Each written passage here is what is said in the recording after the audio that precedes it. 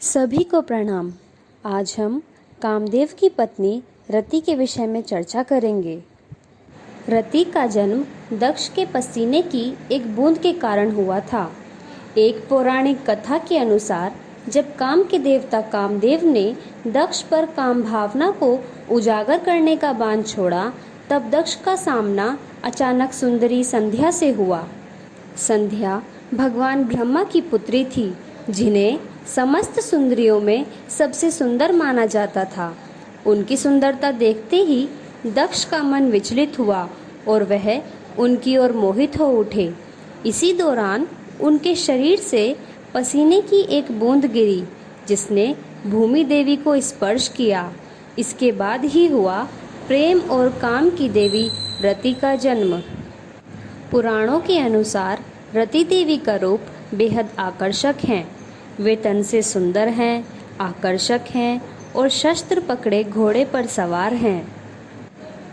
एक बार भगवान शिव की तपस्या भंग करने पर उन्होंने कामदेव को भस्म कर दिया। तब ये देख रति विलाप करने लगी।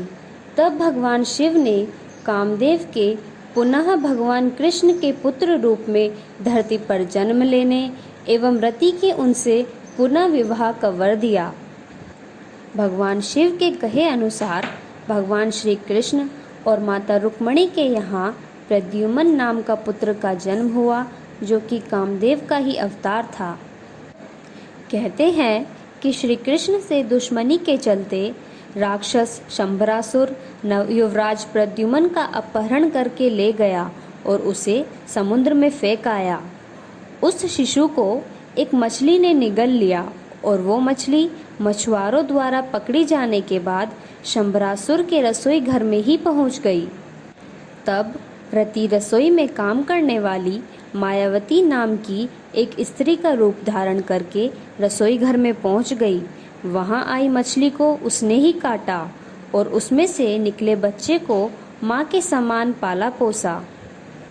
जब वो बच्चा युवा हुआ तो उसे पूर्व जन्म की सारी याद दिलाई गई।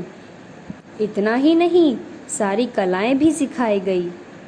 तब प्रद्युम्न ने शंबरासुर का वध किया और फिर मायावती रूपी रति को ही अपनी पत्नी रूप में द्वारका ले आए। रति सौंदर्य, प्रेम, श्रृंगार की अप्रतिम मूर्ति थी।